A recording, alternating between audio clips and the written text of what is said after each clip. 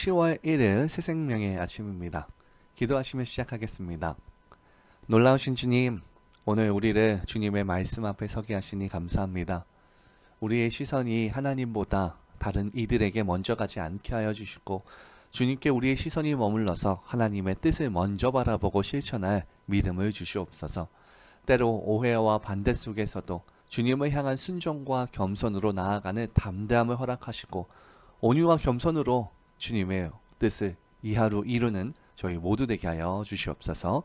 오늘도 이 하루가 주님과 동행하는 귀한 하루 되길 소망하며 예수님 이름으로 기도합니다. 아멘. 오늘 주시는 하나님의 말씀은 사도행전 11장 1에서부터 18절까지의 말씀입니다. 유대에 있는 사도들과 형제들이 이방인들도 하나님의 말씀을 받았다 함을 들었더니 베드로가 예루살렘에 올라갔을 때에 할례자들이 비난하여 이르되 내가 무할례자의 집에 들어가 함께 먹었다 하니 베드로가 그들에게 이 일을 차례로 설명하며 내가 요빠시에서 기도할 때에 황홀한 중에 환상을 보니 큰 보자기 같은 그릇이 내 귀에 매여 하늘로부터 내리어 내 앞에까지 드리워지거늘 이것을 주목하여 보니 땅에 네 발 가진 것과 들짐승과 기는 것과 공중에 나는 것들이 보이더라. 또 들으니 소리가 있어 내게 이르되 베드로야 일어나 잡아먹으라 하거늘 내가 이르되 주님 그러할 수 없나이다. 속되거나 깨끗하지 아니한 것은 결코 내 입에 들어간 일이 없나이다 하니 또 하늘로부터 두 번째 소리가 있어 내게 이르되 하나님이 깨끗하게 하신 것을 너가 속되다고 하지 말라 하더라.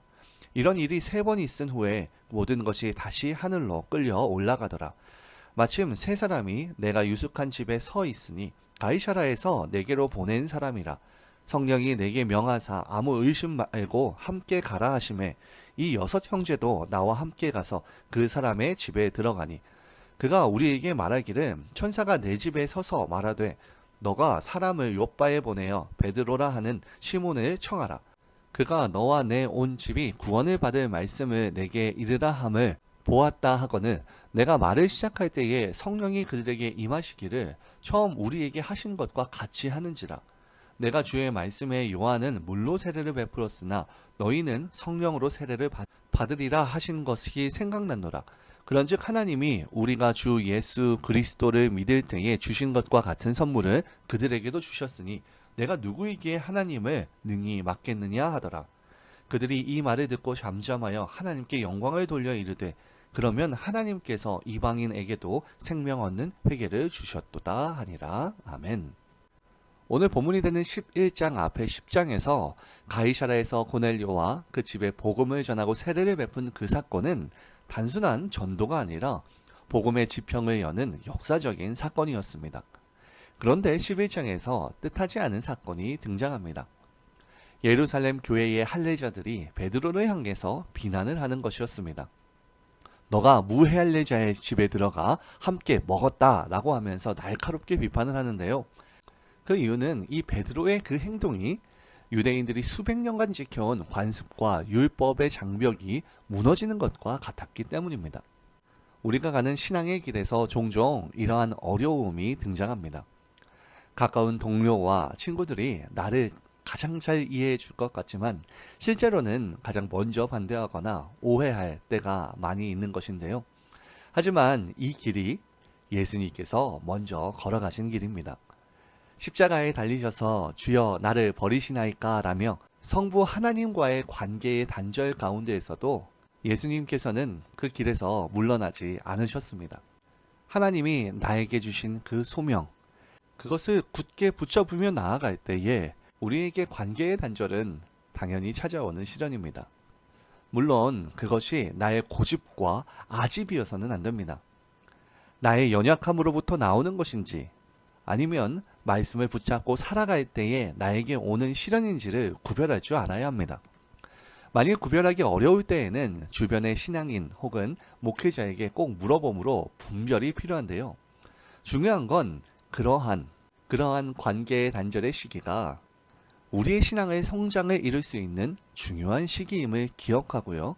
하나님 앞에서 나의 선택을 확인하며 사람의 인정이 아니라 하나님의 인정을 우선시하는 믿음으로 대비해야만 합니다.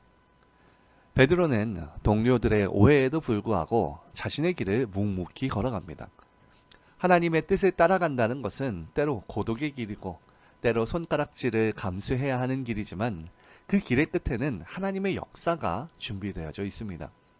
그러므로 한번 하루의 시작 혹은 하루의 끝에서 큐티를 할 때에 적으면서 믿음의 훈련을 해보는 것도 좋은 방법입니다. 내가 하나님께 순종하려 할 때 반대가 있는 것이 무엇인지 적어보고 그것을 바탕으로 말씀과 기도로 그리고 목회자와 신앙의 선배들의 도움으로 믿음을 견고하게 하는 시간으로 삼아야 합니다. 특히 그러한 반대의 상황에서 우리가 해야 하는 자세는 친절입니다. 비난과 오해 속에 놓인 베드로는 감정적으로요 폭발하지 않았습니다. 그는 차분하게 사건의 전말을 친절하게 설명합니다. 자신이 본 환상, 하나님의 지시, 고넬료의 준비와 성령의 강림까지 그 모든 과정을 사실대로 그들에게 나눕니다. 그는 자신의 공로를 내세우지 않고 뭔가 영웅담으로 포장하지 않았습니다. 오직 하나님이 하신 일을 담대하게 당당하게 증거합니다. 그 결과 처음에는 비난하던 사람들이 생각을 바꾸게 되었고 하나님께서도 이방인에게 생명을 얻는 회개를 주셨다라고 고백을 하며 하나님께 영광을 돌립니다. 여기에서 우리는 화가 치밀 때, 오해와 어려움이 있을 때 그때 친절을 베푸는 것이 단순히 좋은 성격의 문제가 아니라 하나님의 의를 이루는 강력한 도구임을 배우게 됩니다. 온유한 말은 공격적인 마음을 누그러뜨리고요. 자세한 설명은 신뢰를 세웁니다. 많은 사람들은 설득하는 그런 능력을 원하겠지만 사실 친절한 설명의 능력은 그보다 더 위대합니다. 곧 이 온유와 친절한 설명이 공동체를 변화시킵니다. 친절하고 배려 있는 말이 단순한 뭔가 말씨가 아니라 하나님께서 우리를 통해서 그분의 뜻을 이루는 통로임을 우리는 기억해야 합니다. 그렇기 때문에 억울한 일이 생길 때 먼저 주님께 우리의 마음을 토로하고 사람들 앞에서는 사실과 근거로 차분하게 말하는 그 습관을 훈련하는 것들이 필요합니다. 마지막으로 오늘 베드로는 겸손을 유지합니다. 베드로는 내가 누구간데 하나님을 능히 맡겠느냐라고 고백하며 하나님을 앞세우며 자신을 낮춥니다. 그는 사도 중에서도 가장 영향력이 있는 자였고 교회의 최고 지도자였지만 하나님 앞에서는 아무것도 아니라는 사실을 분명히 합니다. 하나님이 하시는 일이라면 비록 자신이 이해하지 못하고 원하지 않는 일이라도 순종합니다. 일평생 지켜온 음식법을 깨트려야 했고요. 가까이 하지 않던 이방인과 함께 식탁에 앉아야 했습니다. 그는 하나님의 주권과 뜻 앞에 자신의 권위와 체면, 입장을 내려놓습니다. 우리는 흔히 사회적인 지위나 업적, 경험을 기준으로 스스로를 그리고 내 자신을 평가합니다. 하지만 하나님 앞에서는 누구도 한 줌의 흙에 불과합니다.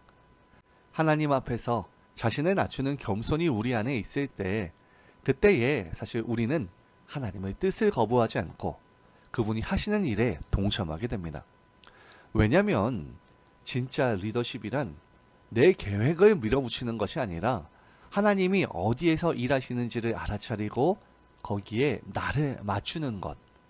그것이 신앙인의 리더십이고 그때의 성령의 열매가 우리 안에 맺혀지며 놀랍게도 복음의 왕성함이 일어납니다. 그렇기 때문에 개인적으로는 이 신앙의 거룩한 루틴을 만들어 보면 어떨까 생각이 듭니다. 이 거룩한 신앙의 루틴이 우리를 우리의 잘못된 생각에서부터 이 신앙의 길에서 벗어나지 않게 해주기 때문인데요. 우리의 모든 간증이나 회의에서 내가 했다 혹은 우리가 했다가 아니라 하나님이 하셨다라는 언어를 사용하는 걸 습관으로 들이는 겁니다. 혹은 하루에 한 번 나의 삶에서 느껴진 하나님의 손길 한 가지 혹은 내가 나를 내려놓는 순종 한 가지를 이렇게 큐티책에 매일 적어가면서 기록해 놓는 겁니다. 이러한 습관들이 우리를 안 좋은 환경과 어려운 현실 속에서 하나님 앞에서 겸손을 유지하게 하는 우리의 삶의 자리매김해주는 주님께 높게 쓰임받는 저희가 되어질 것입니다. 말씀을 마칩니다. 베드로는 동료들의 반대 속에서도 하나님의 부르심을 따라 나아갔고요. 비난 앞에서 친절로 응답했으며 하나님 앞에서 자신을 겸손하게 자리매김합니다. 우리 역시 이 세 가지의 태도를 통해서 하나님의 뜻에 순종하는 삶을 살아가야 합니다.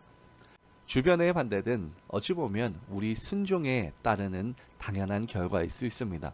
하지만 그때에 친절히 하나님의 진리를 전진시킵니다. 겸손은 하나님이 하시는 일에 우리를 맞추게 합니다. 이 길을 걸을 때 하나님께서 우리의 부족을 넘어서 그분의 의와 영광을 드러내실 것을 소망합니다. 이 시간 공동의 기도 제목으로 기도하기 소망합니다. 첫 번째는 들은 말씀을 위해서 기도하기 원하는데요. 주님, 들은 말씀을 오늘 우리의 삶에서 옮겨서 순종하게 하시고 친절과 겸손으로 주님의 영광을 드러내는 저희 모두 되게 하여 주시옵소서. 끝까지 하나님께서 하시는 일을 막지 않고 겸손으로 동참하는 내가 되게 하옵소서. 기도합시다. 둘째로 선교를 위해서 기도합니다. 오늘은 북한을 위해서 기도하기 원하는데요. 주여, 통일 한국을 소망하며 이 민족이 동아시아와 세계의 평화를 밝히는 등대가 되게 하여 달라고, 남과 북의 교회로 하여금 그 어느 때보다 지금 고통받는 주님의 백성을 회복케 하시고 주님 앞에 기쁨으로 함께 예배드리는 영광으로 초대케 하는 평화 통일을 이끌어 달라고 기도합시다.